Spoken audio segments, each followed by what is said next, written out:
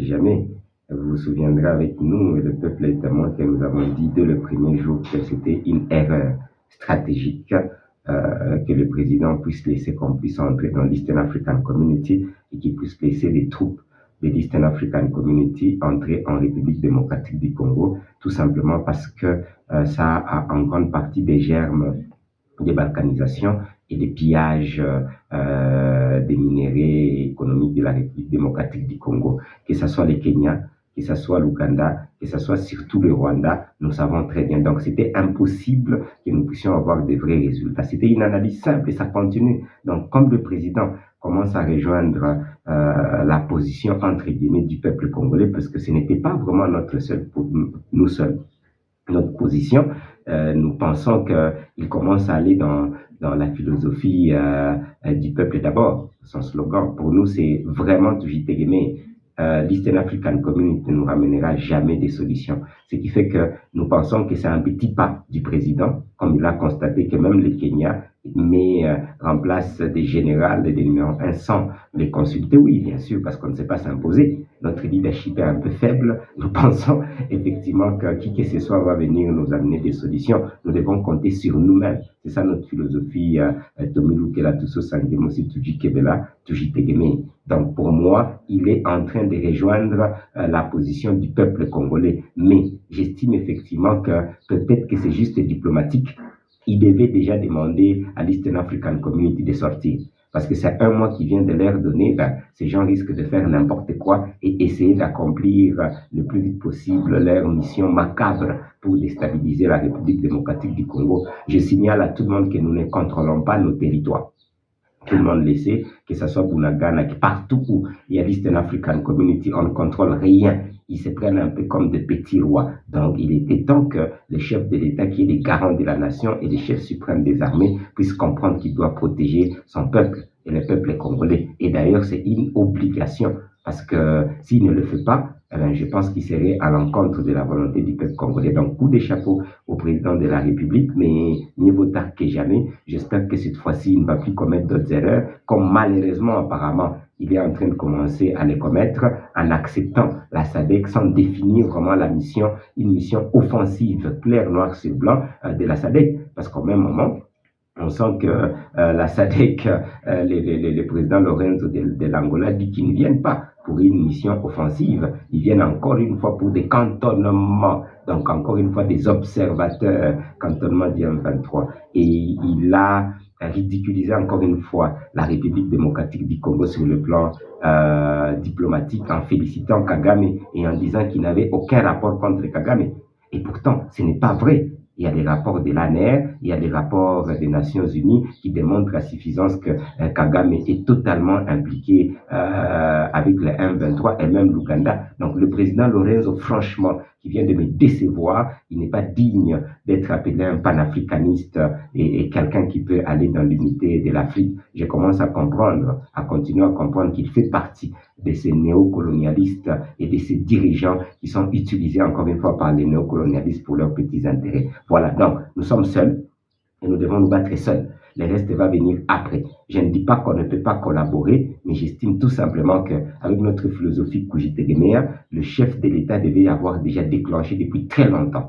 Ça va, l'article 63 de notre Constitution qui est déjà là, où nous allons soutenir le Wazalendo, nous allons soutenir les autodéfenses, tout Congolais qui veut se défendre derrière, bien sûr, le FARDC, et nous allons aussi déclencher l'article 86, c'est-à-dire faire la guerre. Il n'y a pas de choix. Ici, s'il vous plaît, comment est-ce que toute l'intelligence à côté du chef de l'État, sauf ces traîtres qui continuent à être à côté du chef de l'État, ne comprennent pas que, en tant que panafricaniste, quand les serpents entrent dans votre maison, vous n'avez pas 5 choix. Vous ne pouvez pas cohabiter avec un serpent, s'il vous plaît. Quand les serpents entrent dans votre maison, là je parle des Kagame et des forces des Kagame, s'il vous plaît, ça n'a rien à voir avec des histoires tribalo-ethniques. Non, ici c'est le Rwanda qui nous attaque. Je n'ai pas dit que ce sont des Tutsis, ni les Hutus, ni les Nandi, s'il vous plaît. Il faut qu'on soit prudent, mais qu'on soit clair. Ici, nous nous battons contre le Rwanda, contre l'Ouganda.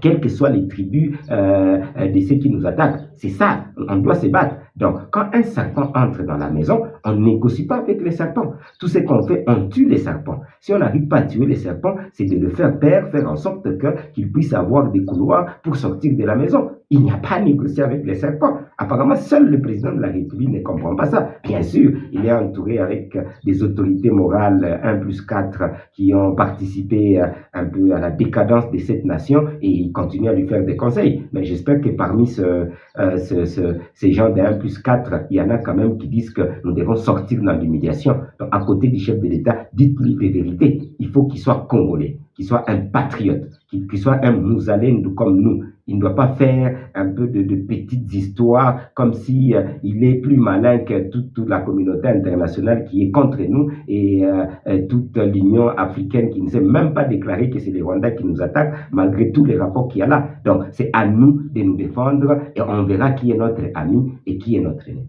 Écoutez, on a peut-être un tiers, ça va, du Nord Kivu qui est totalement occupé, soit par la M23 et par ces 250, plus ou moins 250 groupes armés, bien sûr aussi avec les Sud Kivu. Donc on a des terres entières, plus que le Rwanda, tout un pays comme le Rwanda, d'ailleurs plus que l'Ouganda peut-être, qui sont déjà occupés. Vous voulez quoi?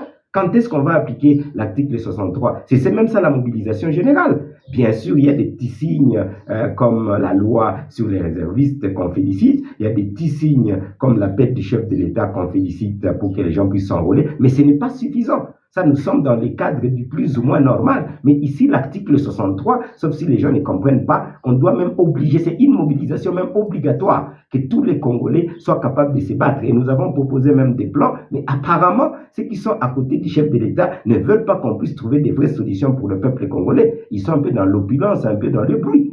On ne peut plus continuer à parler de beaucoup de dossiers sans inclure la priorité des priorités qui est de libérer cette nation d'un peu de ces néocolonialistes qui sont en train de nous combattre, et notamment le Rwanda, et démanteler, sortir un peu de ces cercles vicieux de l'insécurité vers un cercle vertueux de la sécurité. Là, on doit rompre. On ne fait pas des omelettes sans casser les œufs. Tous les gens qui proposent un peu au chef de l'État, ils ont fait même des tours ici, des petites négociations avec les serpents. Ben, vous avez vu les résultats. Nous allons nulle part. Et là, nous sommes dans une cacophonie. Ça va? SADC, MONUSCO, Eastern African Community, UPDF, je ne sais pas. On aura des accords avec combien des armées? On a déjà plus de 100 armées en République démocratique du Congo. Si nous comptons que dans la MONUSCO, on a déjà une soixantaine, septantaine. Ça va? Des armées qui sont déjà là. On va où là? Non, on doit compter sur le peuple congolais. Vous savez, messieurs les journalistes, ce qui fait mal, c'est que nous le disions encore une fois, mais cette fois-ci, c'est officiel. Nous avons tous compris que c'est nous qui payons la facture.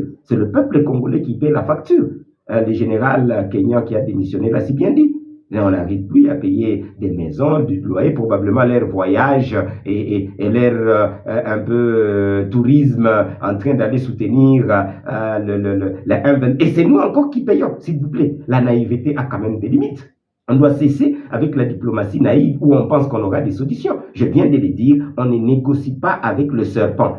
Les serpents ont fait tout pour lui faire des couloirs pour qu'ils puissent sortir ou bien on les tue. Si on est incapable de les tuer, on lui fait faire des couloirs. Mais toutes les fois que les gens penseront qu'on va négocier avec le Rwanda, avec Kagame surtout, et l'Ouganda, je pense qu'ils seront en train totalement de se tromper. La seule négociation, c'est nous vous tuons ou bien vous partez. C'est tout. Il n'y a pas d'autre négociation. Nous allons voir des groupes. Ça n'existe pas. Pourquoi est-ce qu'on ne peut pas avoir un leadership fort pour cette nation? Donc je pense, messieurs les journalistes, il est grand temps que le chef de l'État puisse se comporter en chef de l'État.